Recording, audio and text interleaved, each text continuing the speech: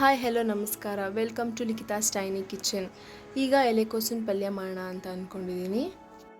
ಬೇಕಾಗಿರುವ ಸಾಮಗ್ರಿ: ತುರಿದಿಟ್ಕೊಂಡಿರೋ ಎಲೆಕೋಸು, ಈರುಳ್ಳಿ, ಟೊಮೊಟೊ, ಸಾಸಿವೆ, ಜೀರಿಗೆ, ಕಡಲೆಬೇಳೆ. ಒಂದು ಪ್ಯಾನ್ಗೆ 2 to 3 ಟೇಬಲ್ ಸ್ಪೂನ್ ಎಣ್ಣೆ ಹಾಕ್ಕೊಳ್ಳಿ. ಎಣ್ಣೆ ಕಾದ ಮೇಲೆ ಒಂದು ಸ್ವಲ್ಪ ಸಾಸಿವೆ, ಜೀರಿಗೆ, ಕಡಲೆಬೇಳೆ ಹಾಕಿ, ಅದಾದಮೇಲೆ ಆನಿಯನ್ ಈರುಳ್ಳಿ ಹಾಕಿ ಚೆನ್ನಾಗಿ ಫ್ರೈ ಮಾಡ್ಕೊಳ್ಳಿ. ಆಮೇಲೆ ಟೊಮೊಟೊ ಹಾಕಿ ಫ್ರೈ ಆದಮೇಲೆ ತುರಿದಿಟ್ಕೊಂಡಿರೋ ಎಲೆಕೋಸು ಹಾಕಿ.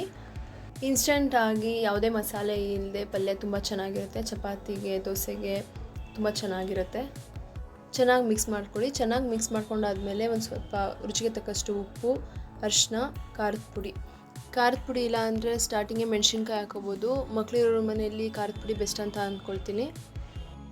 ಚೆನ್ನಾಗಿ ಮಿಕ್ಸ್ ಮಾಡ್ಕೊಳ್ಳಿ. ಒಂದು 10 to 15 ಮಿನಿಟ್ಸ್ ಫ್ರೈ ಮಾಡಲು ಬಿಡಿ.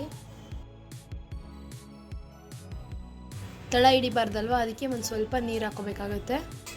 ಒಂದು 10 ಮಿನಿಟ್ಸ್ ಚೆನ್ನಾಗಿ ಬೇಯಲು ಬಿಡಿ. ಈಗ ಟೇಸ್ಟಿಯಾದ ಕ್ಯಾಬೇಜ್ ಪಲ್ಯ, ಎಲೆಕೋಸಿನ ಪಲ್ಯ ರೆಡಿಯಾಗಿದೆ. ಯಾರು ನನ್ನ ಚಾನಲ್ ಸಬ್ಸ್ಕ್ರೈಬ್ ಆಗಿಲ್ವೋ ಬೇಗ ಸಬ್ಸ್ಕ್ರೈಬ್ ಮಾಡ್ಕೊಳ್ಳಿ. ಇನ್ನೂ ಹೆಚ್ಚು ವೀಡಿಯೋಸ್ ಅಪ್ಲೋಡ್ ಮಾಡ್ತಿರ್ತೀನಿ. ಥ್ಯಾಂಕ್ಸ್ ಫಾರ್ ವಾಚಿಂಗ್ ಆ್ಯಂಡ್ ಮತ್ತೆ ಸಿಗುವ.